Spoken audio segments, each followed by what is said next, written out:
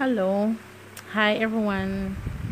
So I just want to say thanks to you all that subscribes to my channel and that watched my video before. So I promised I was gonna put another video up and for another story, so I guess this is part 2.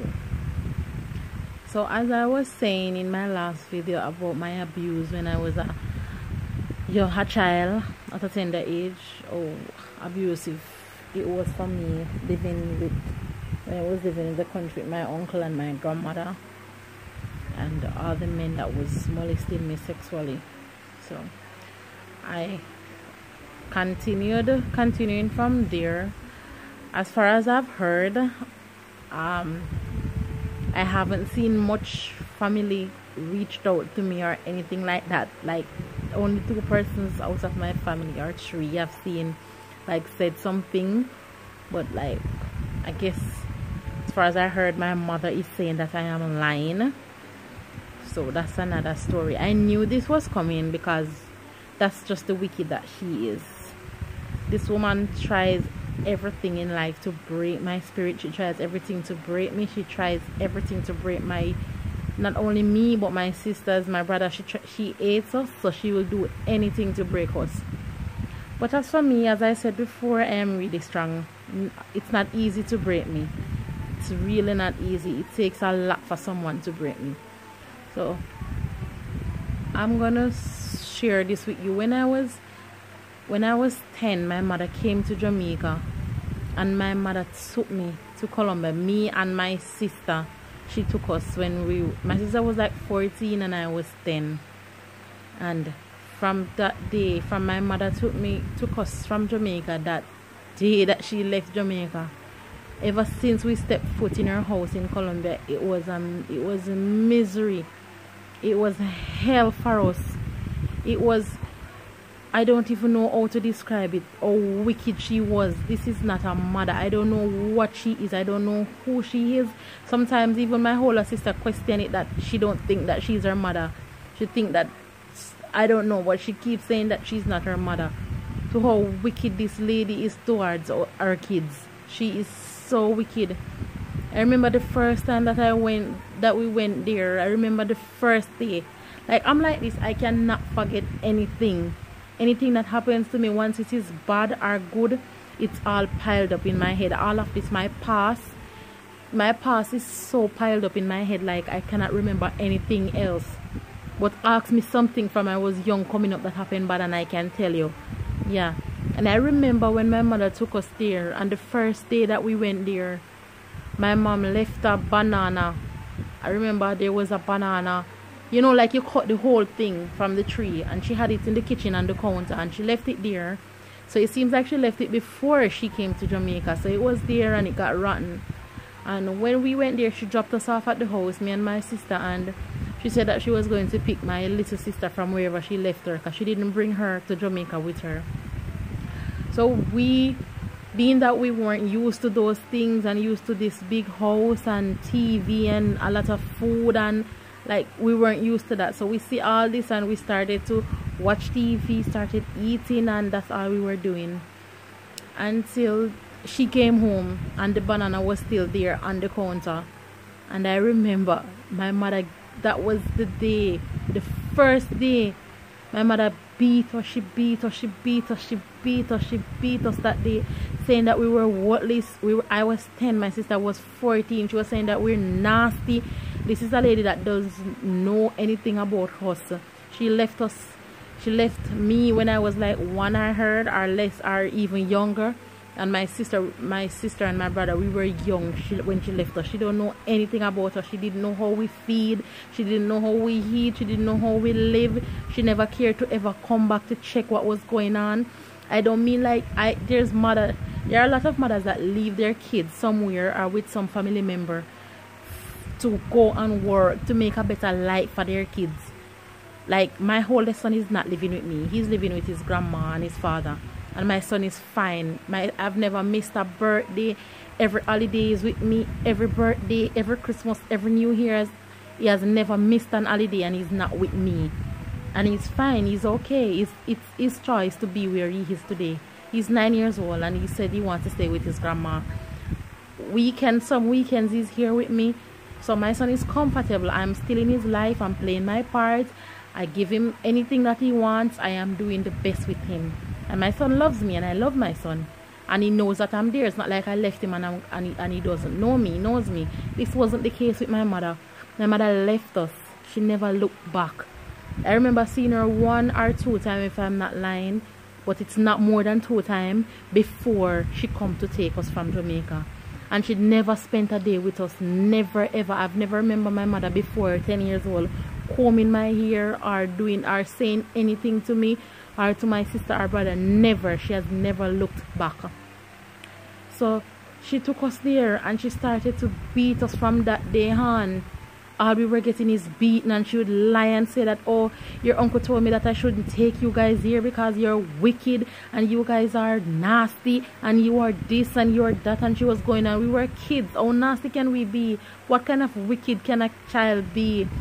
And she was just beating us. She was just beating us. She hated us. I don't know what we had done. I don't know what happened to her in the past. I don't know what we had done. But she just ate us from that day up until to the day. She still ate us. She told so many lies on me. It's unforgettable, the amount of lies that my mother told on me. Not only me, but my brother and my sister. She called us whore. She called us bitch. She styled us the most terrible way that you wouldn't think a mother would style her kid. She has never wanted anything good for us. And I remember when we started school over there, me and my sister, I was living there for almost 3 years, or about 3 years, and I haven't gone to school 2 years. I haven't gone to school. Every minute she would just stop us from school. She'll tell the helper that we're not going to school, we're grounded for no reason. She just beat us, she ground us, she don't send us to school. Sometimes we go back to school, it's like we're a new student. Teachers are asking me, where were you? She hardly sent us to school. She just locked up us in the house. We just have to work, keep working, and she just keep beating us. Sometimes these things just, it's hard. It is as hard as to share about my sexual abuse when I was a child. It's hard. I tried so many times. Many persons would be like, oh, forgive your mother, it is your mother, it is your mother. Like most of my family, they're always saying, oh, it's your mother, it's your mother, no matter what she has done to you, it's your mother. No, that's not so. If someone is always trying to break you, even you forgive her so many times, she keeps lying against you, she keeps talking bad things against you. Whenever you do talk, whenever we talk to her, like we have time when we won't talk to her for like 3 years, 2 years, and whenever we talk to her, it's the same thing. She just wants to see us, and we're around her, she goes back to the hole, and she started bringing up some things and telling lies again. It's not easy to be around someone like that. She's very wicked. I remember when I was in Colombia, she was beating us. My sister, the oldest one, she would beat her sometimes. She ate her. She would beat my sister for even walking. She said that she's walking with her back hunk, and she would beat her for walking. Sometimes she just look at me like I suck my tongue, and she would just slap me in my mouth, stop sucking your tongue, even when I don't realize that I was sucking my tongue. She still sucked tongue as a big woman, but yet still should be beating me on my lips to stop sucking tongue. She would beat my sister to walk properly. She said that she's an idiot, she's fool, and she keep on walking. And even she would compare us. Like my youngest sister, Tishani, she loved her, she spoiled her, she never beat her. Tishani was just living a life of her own. She was just there, going to school, have friends. She could have friends come over. She could go to friends' house. She was young, and she could do anything she wants. She spoiled her. That was then. That was when we were little. No, she treats her like nothing now. But then she spoiled her, and it was just me and my sister there getting all the lick. My mother was hardly around us. We was mostly helpers. She was hardly around. She would gone, as she come, she gone, as she come, she leaves, as she come, she leaves. And when she's there, all we get from her is beating. She would even beat us for sitting on the bike, she would say that we're not sitting down good, and she would say like, Tishani, sit on it this way. And mostly my sister, she would say like, my sister just sit up straight, and she just look full, and she beat us for everything. Sometimes she would lie against us that she go to the school and the teacher says that we're not behaving, so we're not going back to school. And when we go back, teachers will be asking me like, where were you, why weren't you at school? And that's it. She would just stop us and then drop us off.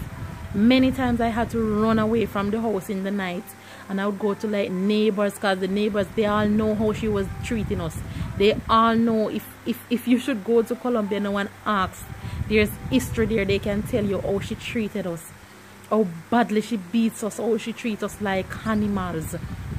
That she many times I would run to the station, I would run to neighbors, and they would call police for me. And whenever the police come, she would lie to them. She would lie to them, tell them that it's a lie and she's not beating us and she loves us, and we don't have it. Like, I would always tell them that we want to go back to Jamaica, we want to go back to our grandmother and our uncle, and she'd be like, no one is there to take care of us. I remember one time she telling the police that my uncle is a smoker and a drinker, and my uncle cannot keep us because all he does is drink. I can never figure out when she did that. The police car was parking outside her house that night when I bring the police here after she beats me. Many times they could get in problem because my sister wouldn't. She was afraid of her. My sister was a bit scared. She's still afraid of her, but I am not. My sister wouldn't say anything. She would just take the beating. Sometimes she kick her down. She kick her. She would hit her head in the wall. I remember one night she went out and like she messed her dress up, and she came home and said that we should wash the dress. And me and my sister was in the washroom washing the dress. I don't know what was wrong with her, but she came home mad. And we were washing the dress, and she came in here and she took the dress from us and looked at it and said like, this wash good? And she just started to beat us. She took my sister's head and just slammed it in the wall. Even when my sister fell on the ground, she was still kicking her. She was beating her. I cannot forget those things. She did us so bad over there. She treated us like dogs, like animals. I always run away, run to neighbors, run down to, there was a supermarket down the road, and one of the servers in there, whenever she sees me, she just knows that it's trouble, and she would call the police for me. Many times I run away, many times. She was so wicked to us. My sister poisoned herself. That was the reason why she ended up coming back to Jamaica. I tried many times. I took knife, bring it in my room, and said that I was going to cut my throat, I was going to kill myself. How wicked this woman was. One of the times she started beating me that I had boyfriend, and honestly to God, I never had a boyfriend over there. We had friends, we had school friends. She said that I had boyfriend, and I was giving Tishani boyfriend, that was my youngest sister, who would give their little sister boyfriend. I was under 14, under 13, and she was lying again, so she just wanted something to beat us for. And she continued, and I remember something happens, and I said it to my sister, or I said it to someone, and they told her. And from there on, I remember one night my mother came home. She just came from out of the blues, and she went outside, and there was a big tree out there, and she broke one of the limbs from the tree, and she came inside with a big stick from the tree and started beating me. She beat me until my skin was cut. There was so many cuts on my skin, wales, bruises. When I came to Jamaica, I had all of them on me. I showed it to my uncle when I came here, a whole lot of bruises on my skin, what my mother did to me that night. And from then on, she keeps beating me. I remember one time she even there was a little bar in her house, and she used one of the chair, and she was using it to hit me. One of the times she was boxing me, her husband was boxing me. Her husband was nice, he was a nice man, and to us until that time, when whatever she told him, and he started to beat me. It was one day that he beat me. Him and her, they were beating me one time, both of them beating me the same time. And that was the last time I said, I'm ever going to take any lick from you. If you don't send me back to Jamaica, I am going to send you to prison. Because every time the police came, she could get in serious trouble, but she would friend me up and give me food, and I was craving. She would give me food and all of that and friend me up and So when we go to meetings after the police came, I would tell them that everything is okay and she's treating me fine, and that's what she always do. She friend me up for a while, and as soon as everything is okay and boiled down, she started to beat us again. So that time I told her, this time I am not going to lie to the police. I'm not going to lie to the, I don't know what they call them, the persons that we would run away to. When we go to the police, they would take us there, and she would have to come to meetings. And I told her, this time I am not going to lie to them. I am not going to tell them any lie. If you don't send me back to Jamaica, I am going to tell them I'm going to send you and your husband to prison, because both of them beat me badly that day. And I think it was the following week after that, she sent me home, because she realized that I was serious and all the scars was there. My skin was bruised, battered, stripped. My skin was terrible. So she knew that if I run to them this time, they would have seen all the scars. So she made sure she locked the house good, and she kept me inside, so I couldn't come out, I couldn't run to any police. And she told me that you're going home. And that was the best day of my life. My sister, when she found out that I was going home, she was crying. She didn't tell him to come, and I was like, tell her yourself, tell her you need to go home. But she was scared. My sister was scared. She was afraid of her. She didn't want to say anything to her, so she stayed back. I remember when my mother sent me to Jamaica. My mother sent me, all she did was put me on a plane with her friend. She had a friend came up and she sent me down with him. I went with him to Panama, then we stayed there, because you have to stay in Panama before you can get a flight to Jamaica. So we stayed there for about 2 days, or 2 or 1 days. And then from then I went to Kingston, because the flight was going to Kingston and not Montego Bay. My mother did not give me a dime to come down. She didn't give me $100, nothing. My mother didn't give me any money. She just sent me back home with just my clothes. That's it, with her friend. When I went to Kingston, she told me that my uncle, I'm going down to my uncle. When I went to Kingston, when I got to Kingston, her friend, he called my uncle, and my uncle said that he's not coming to Kingston. He didn't even know that I was coming to Jamaica. And her friend told my uncle that he was going to send me to Montego Bay. Her friend paid for a flight for me to come to Montego Bay, and I told him that I was hungry and I didn't have any money. And he gave me money. I don't remember how much money he gave to me, but I know that he gave me money. And when I came to Montego Bay on the flight, when I came to Montego Bay, I bought something to eat. I remember it was early in the morning that my flight reached to Kingston, and then I got a flight, say, shortly after that, to Montego Bay. So it was still early. And I remember sitting outside of the airport. I bought something to eat. I even remember buying a bun and cheese and supper that day, and I sat down and I eat, and I waited. I knew my uncle number in my head, and I also knew my grandmother who lives in England. From I was a little girl, I was good at numbers, so I remember my grandmother number and my uncle number. So when I was there, I was waiting. I didn't have a phone to call my uncle. I didn't have a phone to say anything to anyone. I was sitting down waiting for my uncle to come. No one showed up. Even in the night, it was about 7 o'clock, going 8 o'clock in the night, that the security lady came over to me. I remember her name was Denise. And she came over to me and she said to me, little girl, why are you sitting here all day? I've seen you sitting here all day. And she said to me, and I told her that my uncle was supposed to pick me up and I haven't seen him. I don't hear anything from him. She asked me what is my uncle's number, and I told her the number. And she called him, and I'm not sure if he didn't get to her, if she didn't get to him or what. I don't remember what it was, but all I knew is that, and then I gave her my grandma's number. She called my grandma. She told my grandma that I'm there with no one to pick me up, so she was going to take me to the police station. And she took me to the police station. I was there, and then my grandma started calling the station. I gave them her number as well, and she started to call, and they told her that they had to take me to a girl's home because there was no one to pick me up, and they cannot just leave me there on the street. So I had to go to a girl's home. So I ended up in a girl's home that night in Montego Bay. I'm not sure what home it was. I still can't remember. I've always tried and wanted to know. I remember when I went there was this lady with her daughter was going to school. I don't remember where it was, but the police took me to a girl's home for the night. My grandma keeps calling. She was so worried. She keeps calling, and it was my grandma who saved me again.